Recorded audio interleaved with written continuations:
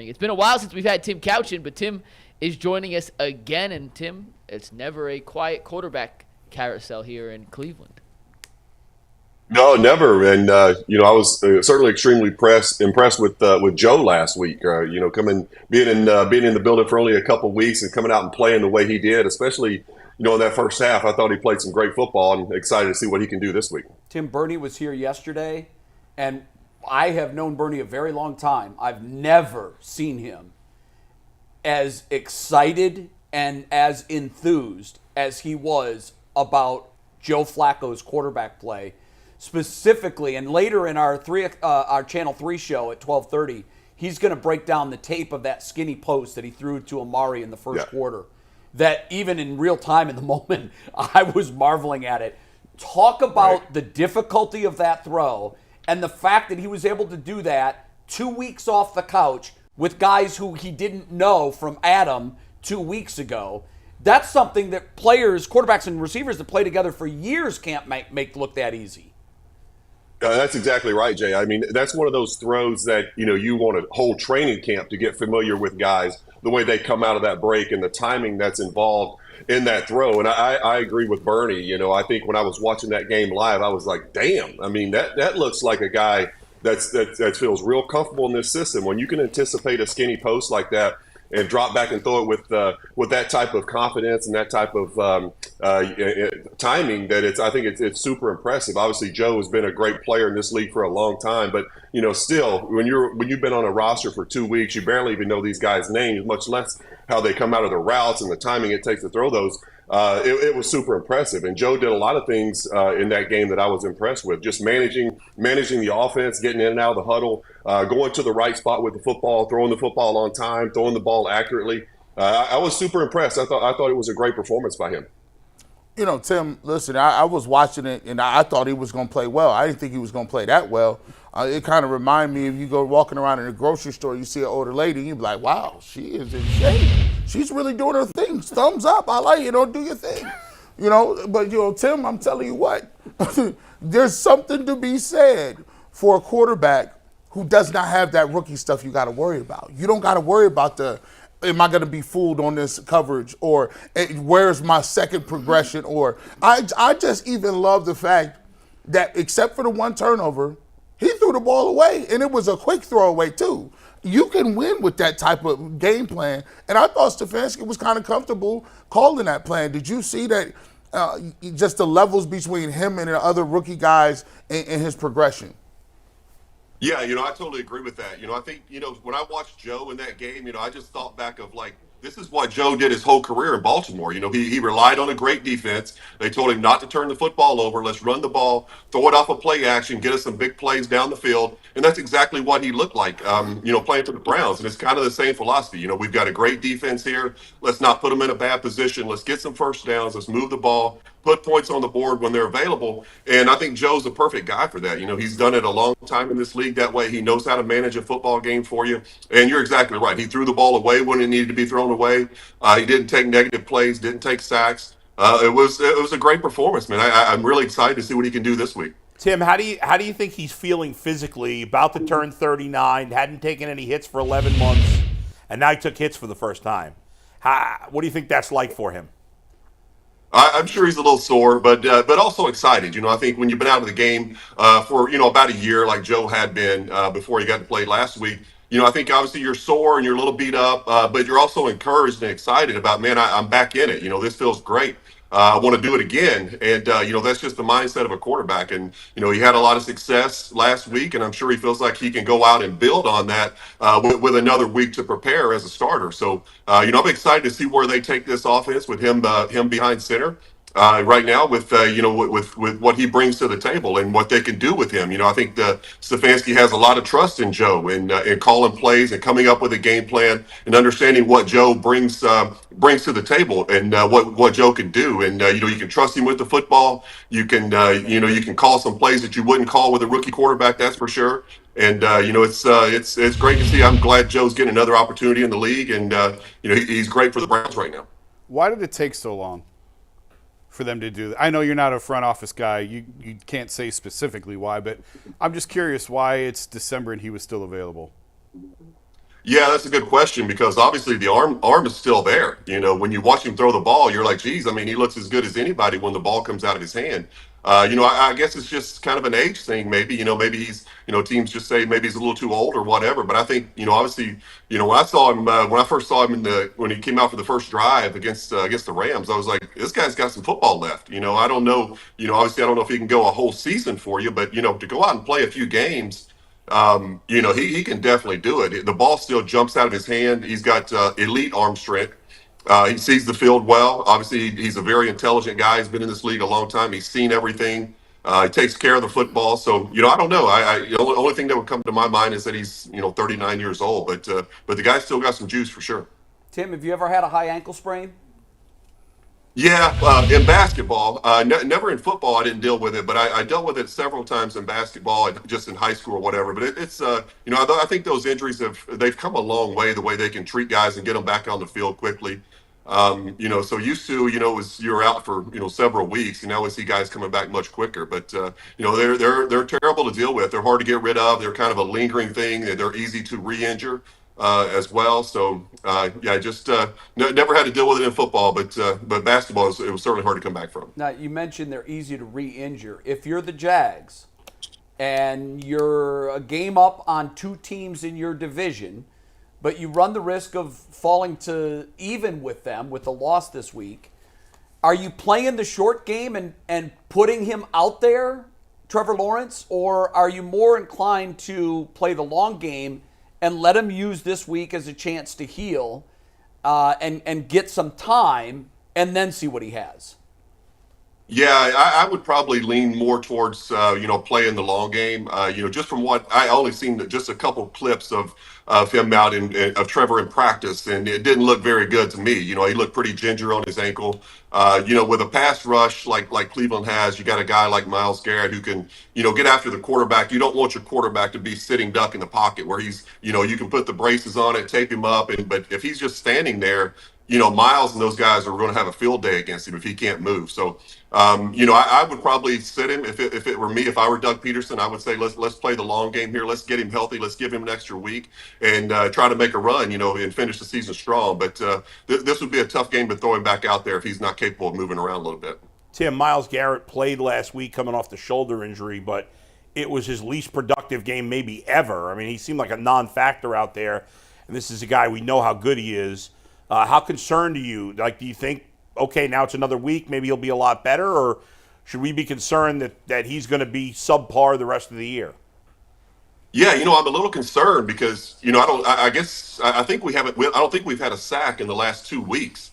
And that's concerning considering who we have up front. This defense is built, to rush four guys and play coverage, and you're relying on those four guys to get pressure on the quarterback. And Miles is obviously banged up and didn't have a great game last week. Darius is getting pressure on the quarterback, but he's not getting a lot of sacks. So those guys are going to have to get home. Early in the season they were getting home. Miles was getting a ton of sacks early in the season.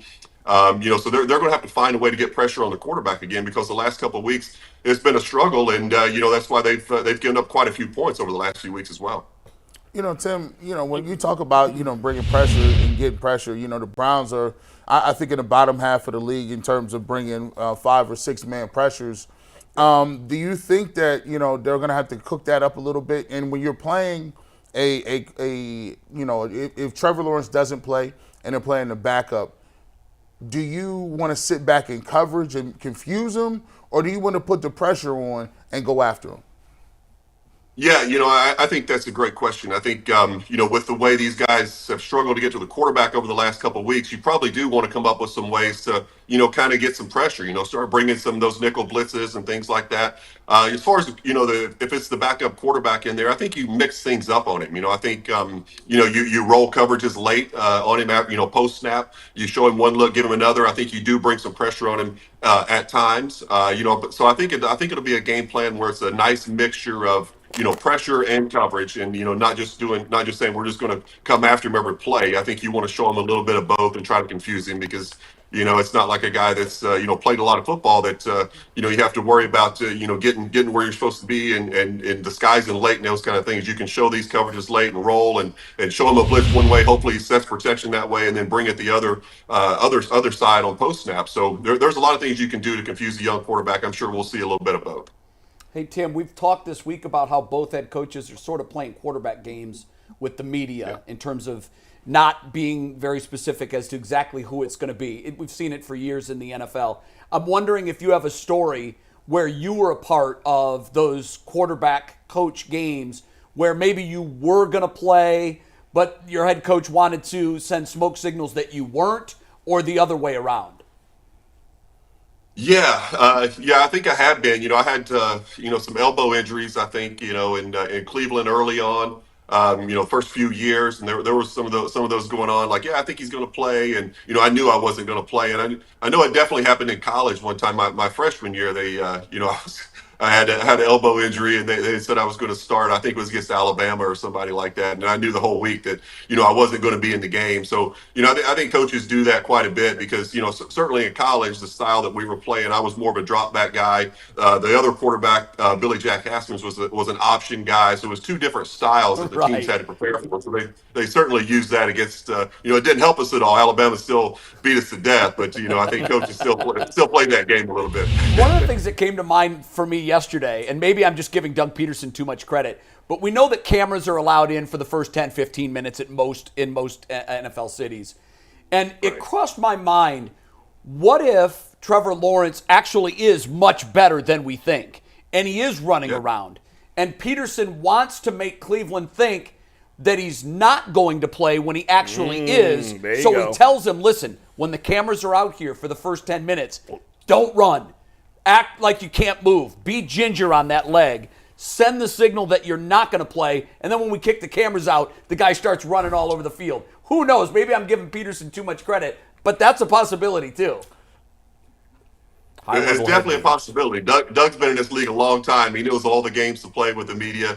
So I'm not saying he's doing that, but it's certainly a possibility. Trevor's injury looked pretty bad. On that game against Pittsburgh, it was he looked like he was in a lot of pain. So I would be shocked if they're doing that, just considering the way he came off the field. But you never know. Like you said, it's NFL. Teams love to play games with guys and play games with the media. So we'll see. That's some high level, Jason. That's Jedi Jay right here. The mind tricks is so high, Jay. You never know. You never know. I want to go back to Flacco. I want to go back to Flacco for a minute.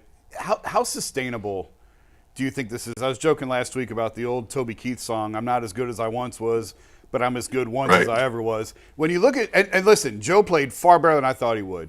But when you look at the totality of the numbers, he only completed 50% of his passes. So it's not like he had this high-level elite game with 350 yards and he had the terrible interception. There were a lot of drops. At the end. He did have some drops. Yeah. But it was a good game. But I'm wondering if it was a good game because the Browns quarterback play has been so atrocious all year that it was the first ray of light and everyone's like, oh, my God, finally. Or is there another gear to this? Because, and I know this is getting long-winded, but I go back and look at like Josh Dobbs, who played really well at the start with Minnesota, and then he fell off a cliff. Now, he hasn't played nearly as much as Flacco, obviously, and so Joe's seen everything. There's all the tape out there. I'm just wondering, in totality, was it as good as we think it was? Is there another gear to this? Is this sustainable given his age and given his experience? I think it's sustainable, for the rest of this season. I think because this is a team that's not going to ask Joe to do a whole lot, and I think, if you're asking him to go out and kind of build the offense around him, I think that's probably not going to be sustainable to make him drop back and throw it a ton every game. But this team wants to rely on, running the football, timely completions, getting the ball off play action, taking chunks down the field. And they're playing great defense. So I think Joe can do that, as long as he can stay healthy. Obviously he's not going to be back there moving around a lot, creating plays with his legs and things like that. So you got to protect him. That is priority number one with a guy who's 39 years old and a pocket passer. So you're going to have to keep him upright, keep a clean pocket for him. And as long as they can do that, I think Joe can sit in there and sit in the pocket and make the throws necessary to win football games. And, I think more importantly, Joe's not going to do anything to lose the game. He's a veteran. He's not going to go turn the ball over a bunch of times. You can trust him in games on the road. You can trust him at home. You can build. You can trust him to throw the ball in tough situations. And he's going to go to the right spot with the football. And I think that's the best thing that Joe brings to the table. Tim, here's the most important question of the day. We're in a wrestling ring. It's you, Kelly Holcomb, Bernie Kosar, Brian Sipe, Johnny Manziel, and Brandon Whedon in a battle royale. Man. Who is getting out of that ring? Who is the winner of the battle royale? Would you take them all down? Oh, there's no question I'm winning that one. Well, wait a second. Hold on. See, if they're smart, they will team up on you early. Still no chance. 5 against 1 and throw your ass out. Brian Sipe's 70. Johnny Manziel is drunk. Hey, Jay, let's throw Otto Graham in there, too. Make it 6 on 1. Yeah. Throw Otto Graham in. Did you have Bernie in the ring? I had Bernie in there. Is he using the spray or not? Nah. His pain relief. Bernie with the spray. Hang on, while we have Tim. Tim, are you winning? Even if five of them, he's winning. Even if 5 of them attack you at the same time. Next question. I like my chances. I'm not going to lie. I'm with you, Tim. I'm going to be Bernie confident. is tagging himself and saying, "You matter," and walking out. Go ahead, I'm Tim. gone. I No more text, bro. I caught Kelly's interview. I wasn't in the No day more you guys. text, bro. That's right. I wasn't in the day you guys had Kelly on, but didn't he have something we were supposed to ask? Yes, us? right. Yes, he called. What was it? He had a name for Tim. Yeah, I texted Tim about this. Let me pull. I forget what it was. Yeah. But Tim said he'd never heard this before. Yeah, look, he played dumb on it. He never I heard can't it. remember. so Yeah, he called him Marvel Mouth, and Tim's answer in text was, "Ha, that's a new one. I've never heard that before in my life." So, I think because he texted me after that. I was like, I don't know what the hell you're talking about. He said he used to call me. He said he used to call me that because when I first came to Cleveland, I had a really thick, like, Southern accent, and he was like, "Man, you sound like you got marbles in your mouth. Nobody can understand what the hell you're saying."